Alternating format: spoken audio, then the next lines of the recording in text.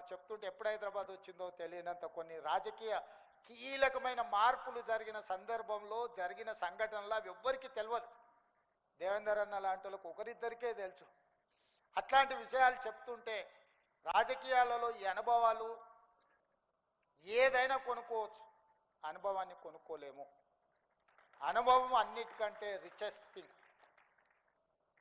వారు ఆ రోజు జరిగిన పరిణామాలు ఒక్కొక్క సంఘటన ఎట్లా జరిగిందో, ఒక సంఘటనకు ఇంకొక సంఘటన ఏ విధంగా తోడైంది, ఏ విధంగా రాజకీయ పరిణామాలు వేగంగా మార్పులు చేర్పులు జరిగినాయి.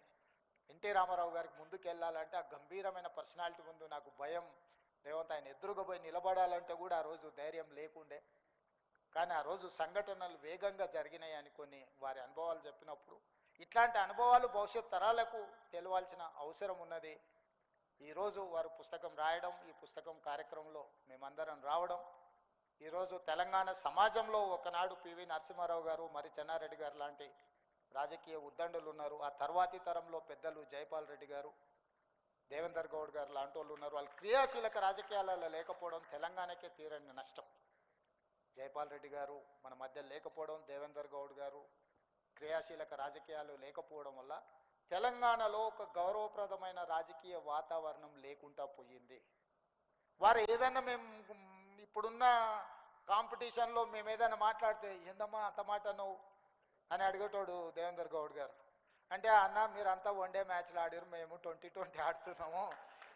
ఇప్పుడున్న దాంట్లో hit out or get out తప్ప ఇవన్నీ లెక్కలు వేసేటట్టు ఏడుంది దేవేందర్ అన్న.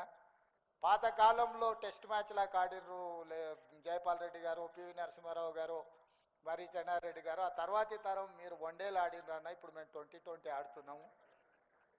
కాబట్టి ఈ విషయాలు ఇప్పుడు ఇంకా అంటే అంతేనా అమ్మ, ఇట్లయితే ఎట్లమ్మా మీరందరూ ఆ చట్టసభలు అంటే ఎవరైనా అబద్ధం చెప్తే కూడా ఆయనకు ఆశ్చర్యం. చట్టసభలలో అరే అమ్మ హౌస్లోకి ఇంత అబద్ధం మాట్లాడతాడు ఏందే, బయట ఏమైనా మాట్లాడిండంటే అర్థం ఉంది కాదని. అంటే ఆ సభకు అంతా గౌరవించేవాళ్ళు.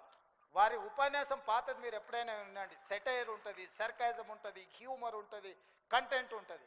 కానీ ఈరోజు చట్టసభలలో మాట్లాడేటోళ్ళని చూడండి, ఎన్ని తిట్లు తీటినో, ఎంత సెటైర్ తీటినో, ఎంత ఎదురుగున్నోళ్ళని అవమానించే విధంగా, కించపరిచే విధంగా మాట్లాడినో అనే పోటీ జరుగుతుంది.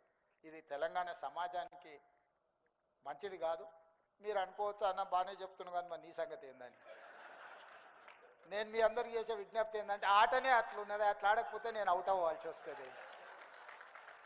అట్లాంటి ఆట మేము ఇష్టం ఉండి ఆడడం లేదు. నాకు చాలా ఏళ్ళు కలిసి పనిచేసిన అనుభవం పెద్దలు దత్తాత్రేయ గారితో, లక్ష్మణన్నతో కలిసి పెరిగి, అంటే వాళ్ళ ముందర పెరుగుకుంటూ వచ్చినాం. దేవేందర్ గౌడ్ గారితో కలిసి పనిచేసినాం. ఆనాడు ఉన్న రాజకీయాలు లేకపోతే విధానాలు, ఒక ఆర్గనైజేషన్ కమిట్మెంట్స్ ఇవన్నీ డిఫరెంట్ లెవెల్లో ఉండే. ఈరోజు ఉన్న పరిస్థితి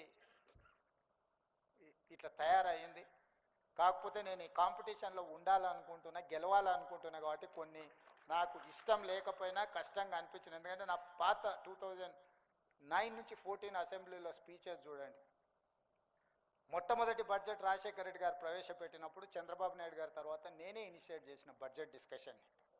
92 మంది ఎమ్మెల్యేలు, 5-6 సార్లు ఎమ్మెల్యేలు గెలిచిన వాళ్ళు ఉంటే కూడా ఫస్ట్ టైం ఎమ్మెల్యేగా నేను బడ్జెట్ డిస్కషన్ని ఇనిషియేట్ చేసి చాలా అంశాల మీద రాజశేఖర రెడ్డి గారు లేచి చెప్పుకోలేని పరిస్థితి, చాలాసార్లు లేచి రిప్లై చేయాల్సిన పరిస్థితి కల్పించిన. అంటే అంశాలను అన్నింటిని కూడా చేసి ప్రాంతానికి కానీ లేకపోతే ప్రజలకు కానీ జరిగిన నష్టాల మీద విశ్లేషణ చేసుకుంటూ మాట్లాడిన మొదటిసారి ఎమ్మెల్సీ అయినప్పుడు చుక్కా రామయ్య గారితో, ప్రొఫెసర్ నాగేశ్వర్ గారితో, అట్లాంటి వాళ్ళతో కలిసి పనిచేసి చదివి అవగాహనతో మాట్లాడాలనుకున్న వాళ్ళతో కలిసి పనిచేసింది.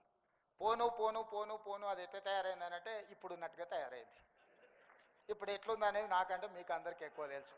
చిన్నపిల్లలు టీవీ ఎందుకు చూస్తారా, మార్చే ఛానల్ మార్చుండ్రు రాజకీయ నాయకులు వస్తానే పరిస్థితి తెలంగాణ రాజకీయాలలో దాపురించింది.